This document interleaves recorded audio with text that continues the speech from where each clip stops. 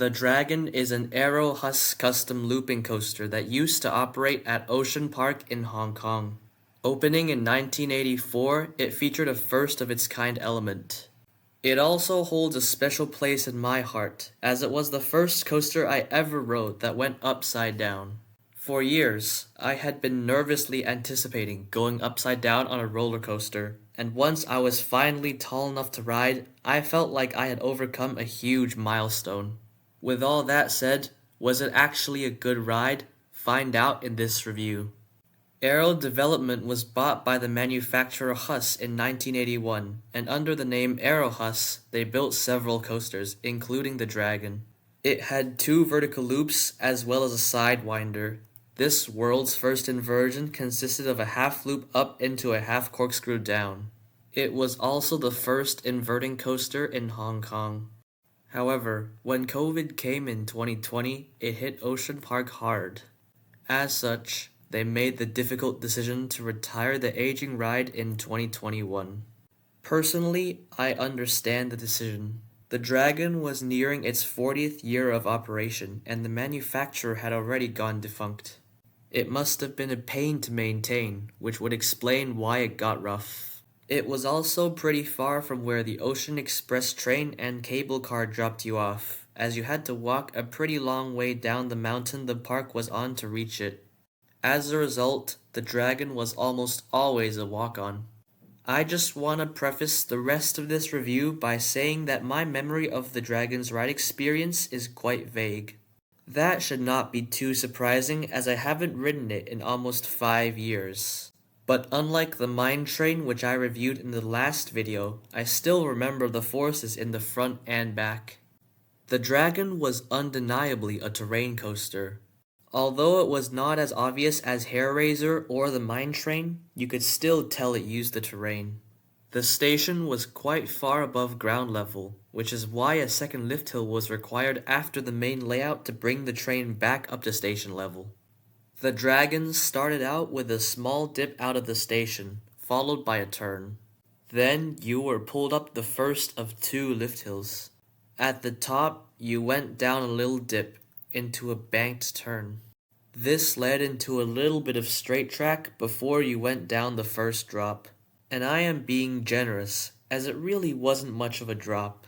It was just a shallow downward sloping turn without much force. The dip off the lift hill was steeper than this first drop. There was also a pretty noticeable rattle here that resulted in some headbanging. This was followed by a vertical loop, which was quite forceful due to the top of the loop being quite tight. In front, you got pushed into the loop, so you got some nice positive G's. The back got their G's as they were yanked through the exit of the loop. That was followed by a descending banked turn which went partway down the hill. I do not remember if the turn had any notable forces, but it might have had a pretty bad rattle. This led into the second vertical loop, which rode much like the first. They were certainly the highlights of the ride. That was followed by the world's first sidewinder. The half loop entering the element once again gave some nice positive G's up front. However, the exit had some pretty nasty headbanging due to the jarring transition from the half loop to the half corkscrew. It may have been a world's first inversion, but it wasn't a very good one. Then, you went into an upward helix, which was decently smooth but didn't have much force. That was followed by a small drop, which gave some nice floater airtime in the back.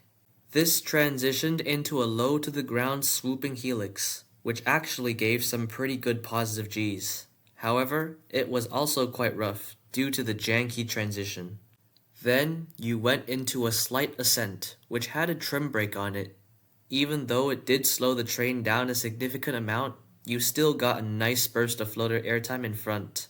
I can imagine that without that trim brake, it would have given a violent burst of ejector airtime up front. After that, you went into a slow turn before climbing the second lift hill. Once you reached station level, you went into another turn and a bit of straight track. This led into a block break before one last unbanked turn into the station. Overall, the Dragon was not a perfect ride by any means. it could get decently painful because of the over-the-shoulder restraints and janky transitions. However, while some transitions caused head banging, a few of the other ones actually caused some unintended forces.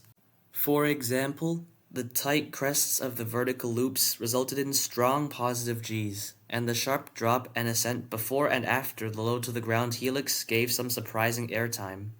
In addition, the Dragon has a very special place in my heart, as it was the first coaster I ever rode that went upside down. So, what would I rate the Dragon? I'd give it a 5.5 out of 10. The coaster was undeniably rough and painful, but some of the imperfections gave it character and force. But no matter how good it was, I'll always cherish the memory of going upside down for the first time in my life. Today, the Dragon still remains standing at Ocean Park. In fact, it looks relatively intact. The only ways to tell that it hasn't operated in a while are that the entrance is blocked by some potted plants and a sign they put up commemorating the ride. There is no construction happening on the site, and the pathway under the coaster is still completely accessible to park guests. So what do I think could happen to the ride in the future? One possibility might be that they just reopen the coaster as is. It seems like it would not be too difficult, as the track still looks clean and in good condition, but the sign they put up in honor of the coaster suggests that they do not intend to do so. Another option is to demolish the ride and replace it with something new. This would bring some much needed modernization to the park and certainly draw in more guests. The final possibility is just a fantasy of mine. They could hire Chance Morgan to convert the Dragon into an airtime-focused coaster. This is quite similar to what Morgan did to Steel Phantom in Kennywood over 2 decades ago, converting it into Phantom's Revenge. Today, Phantom's Revenge is praised by coaster enthusiasts for its strong airtime while still honoring the classic many people grew up with. If Ocean Park decided to do the same thing with the Dragon, it would give the park another star attraction while still honoring the legacy of the Dragon. And as a bonus, it would likely be cheaper than a brand new ride. I know this option is highly unlikely to come true, but if anyone higher up from Ocean Park is watching this, I would strongly urge you to at least keep this option in mind. So, what are your thoughts on the Dragon at Ocean Park? Did you ride it? Was it also your first looping coaster? Do you also want a Morgan conversion? I would love to hear all of your thoughts down in the comments. I hope you enjoyed this coaster review, and I would be very grateful if you subscribed, because more videos will be coming soon. Thanks for watching.